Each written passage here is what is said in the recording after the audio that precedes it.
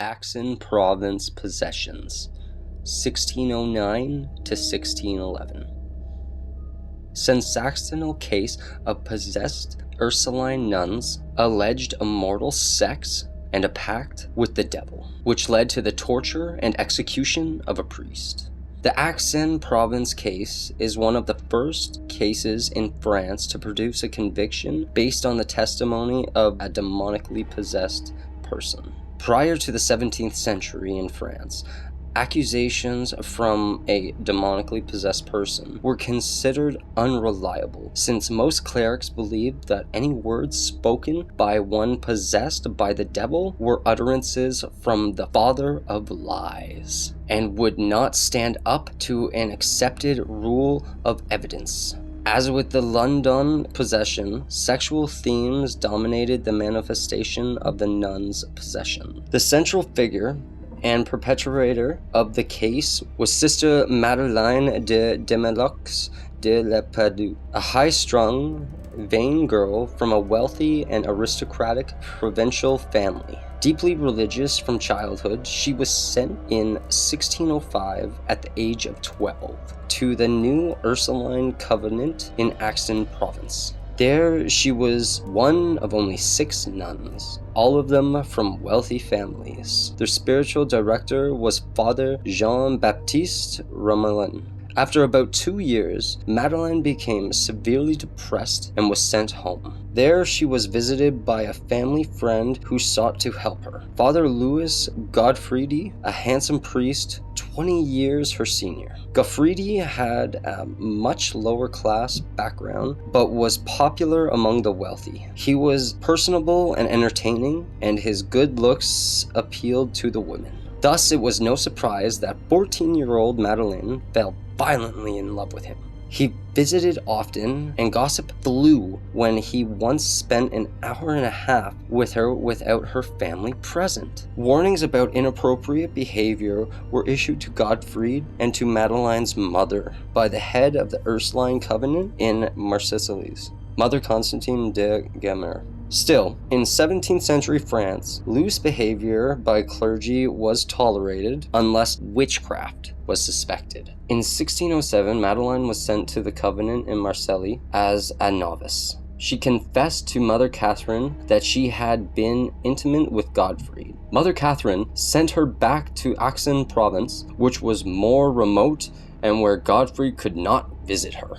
Nothing happened for nearly 2 years, and then Madeleine began to suffer convulsions, shaking fits, and visions of demons. Before Christmas in 1609, she smashed a crucifix during confession. Father Romelin tried to exorcise Madeleine without success. Meanwhile, her possession infected 3 other nuns, who began having the same symptoms and lost their speech. By Easter 1610, the nuns were still afflicted. Father Romelin confronted Godfrey in June about his affair with Madeleine, which the priest denied. Madeleine, however, had become quite vocal about their indiscretions during her fits.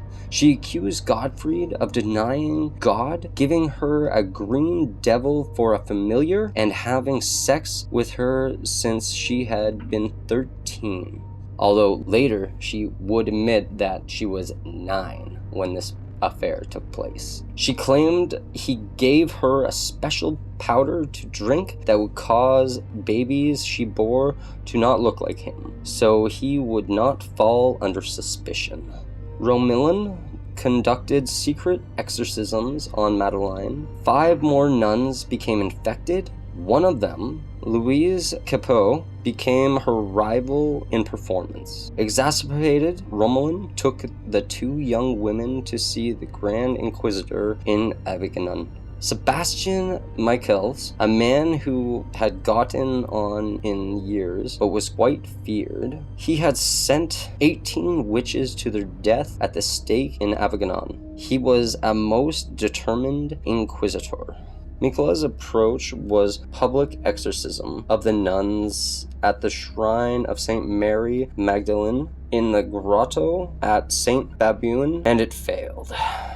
Madeline and Louise were then sent to another exorcist, Francois Domptius, a Flemish Dominican priest at the Royal Covenant of Saint Maxim. Louise stole center stage. 3 demons who possessed her, Verin, Gressels, and Sonolin, spoke through her in a deep-bassed voice. They taunted Madeline with possession by Beelzebub, Leviathan, Balbaruth, Asmodeus, and Astaroth, all important in hell, plus 6,661 other demons, for a grand total of 6,666. In response, Madeline screamed obscenities. The witnesses, including the exorcist, were convinced beyond a doubt that the women had genuinely been possessed. On December 15th, Verin, speaking again through Louise, identified Godfried as the cause of Madeline's possession. Michaelis sent for Godfried, intending that he performed an exorcism, but without explanation to the priest. Godfried had no knowledge of exorcisms, and the 2 nuns mocked him, calling him a magician.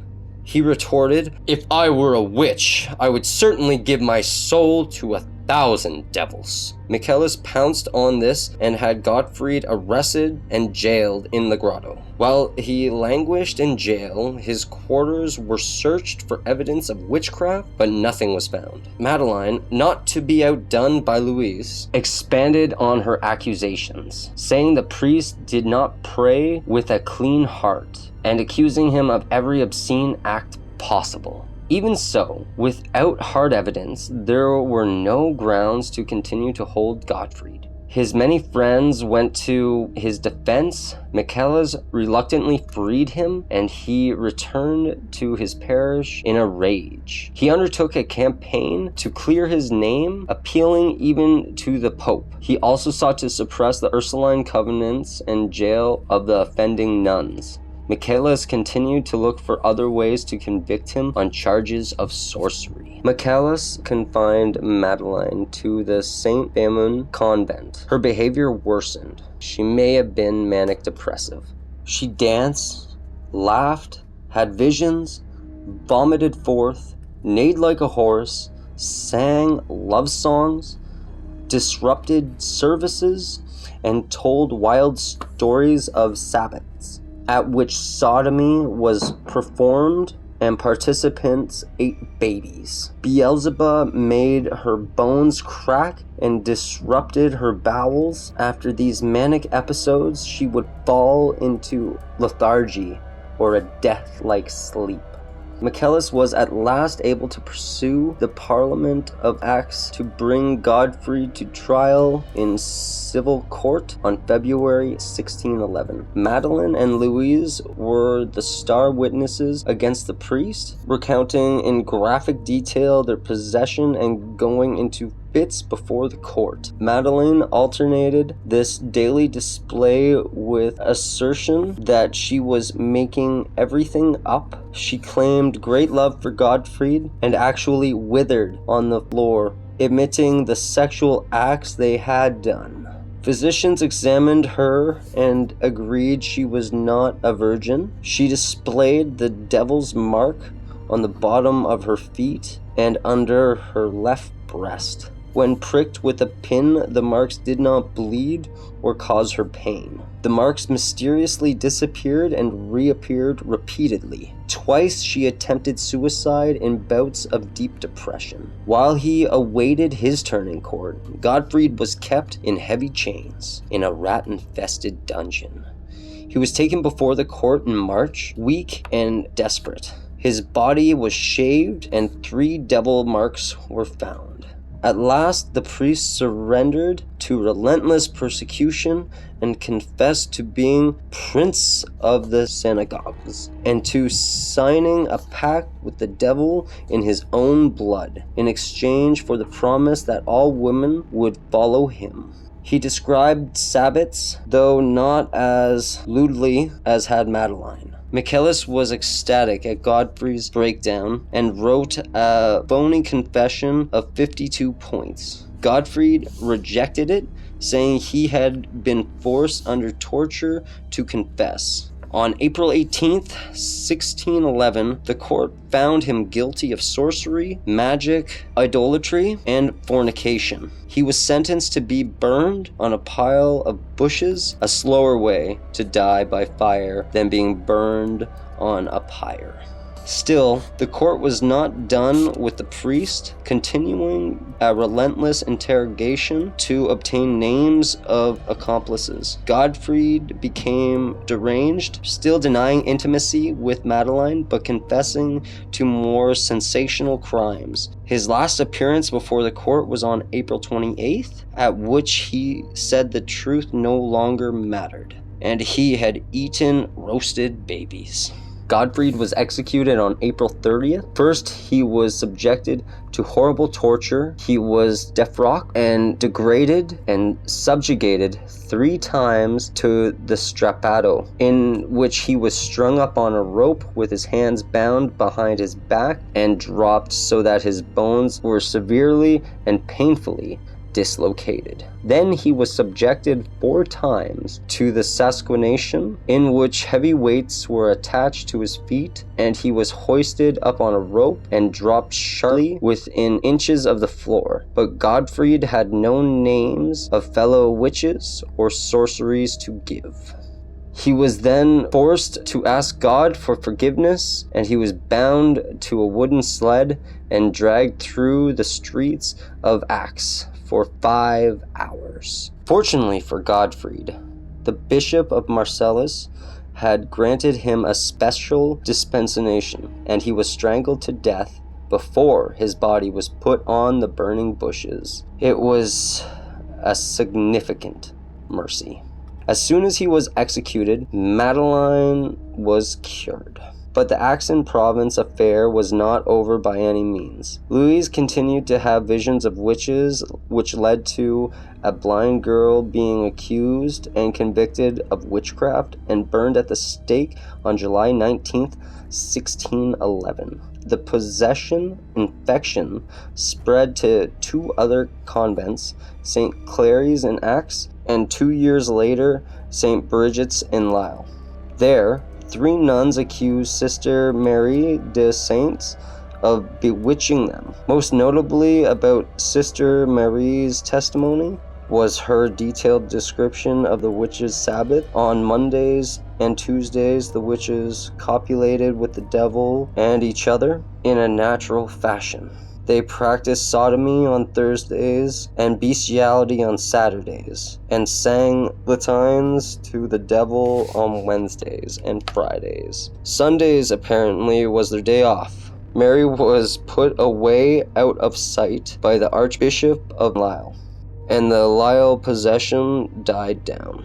Madeline's troubles recurred later in life. In 1642, at the age of 49, she was accused of witchcraft. Her relatives abandoned her, and she was forced to prepare her own defense. With inherited money, she was accused again in 1652, and many witnesses testified against her. Devil's marks were found on her body, and she was sentenced to pay a large fine and spent her life in prison. After 10 years, she was released to a relative in France, where she died at the age of 77 on December 20th, 1670.